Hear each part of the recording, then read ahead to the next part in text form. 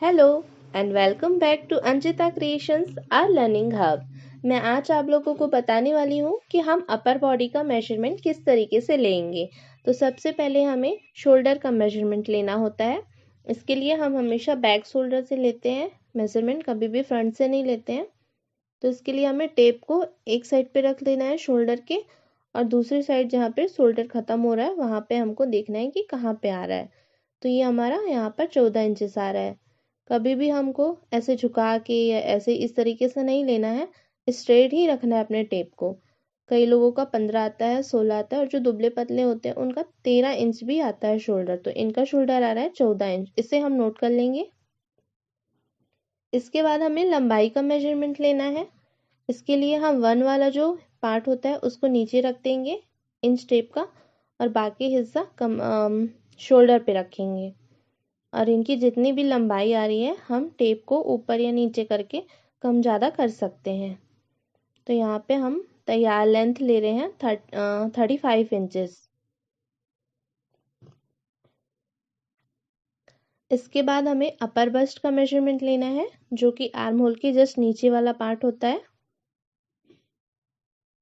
हम inch tape को एकदम टाइट पकड़ के ही मेजरमेंट लेते हैं। तो इनका अपर बस्ट आ रहा है 30 इंचेस।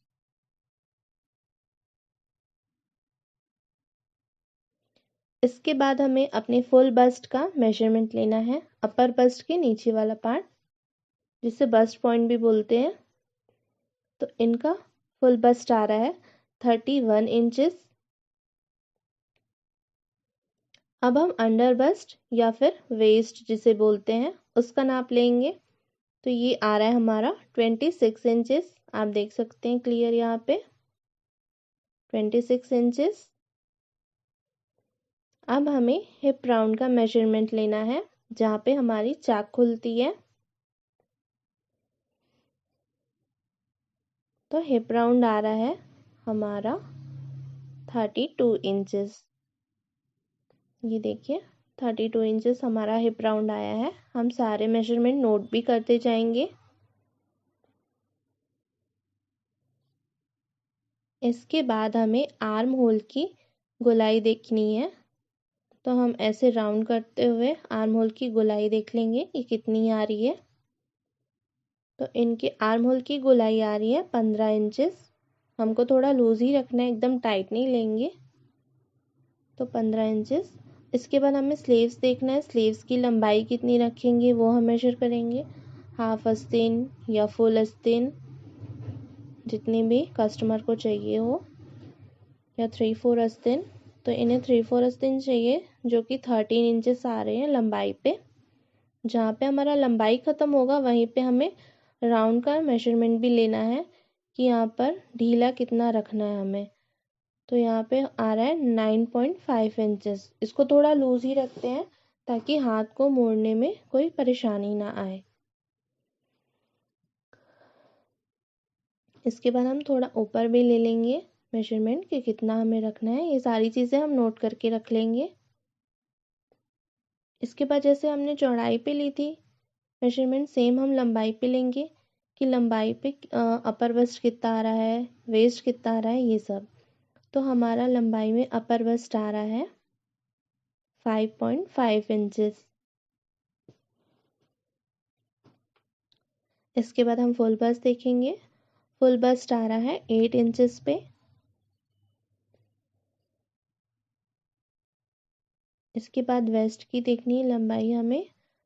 तो वेस्ट की लंबाई अपनी आएगी 13.5 इंचेस पे।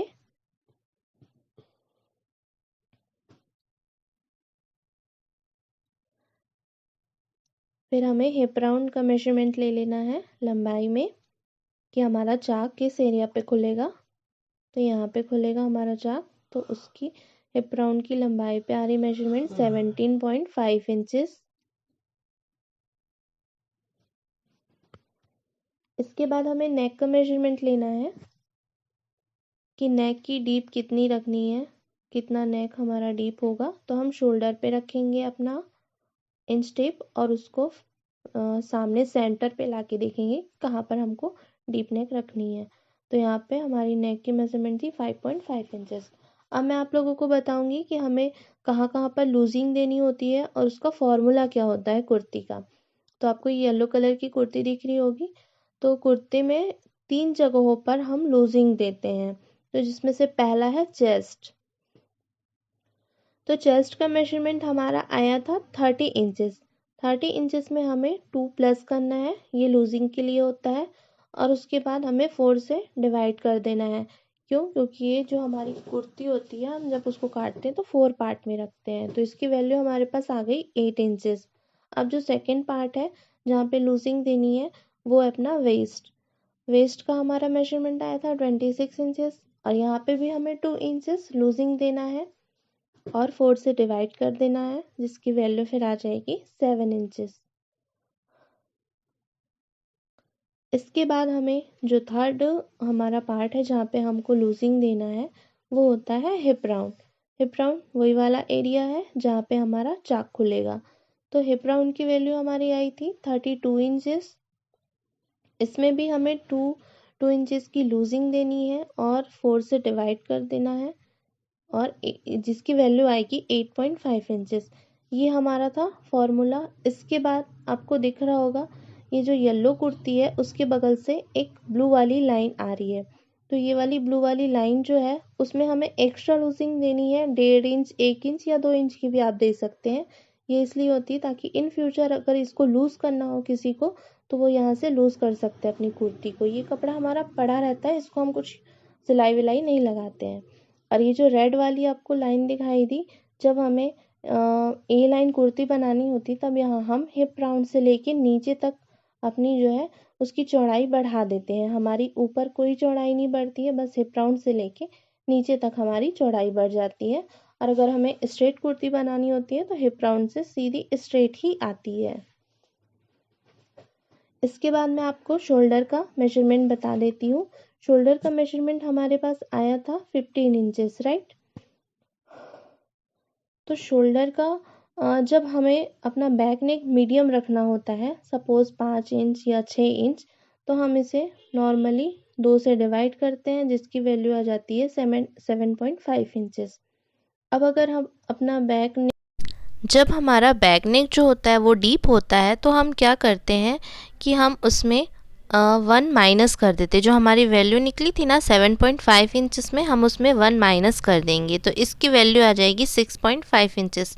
अगर हम इसमें शोल्डर कम नहीं करते हैं, एज इट इज़ ले लेते हैं, तो हमारा जो शोल्डर है वो नीचे गिरने लगेगा जिससे फिटिंग अच्छी नहीं बैठेगी।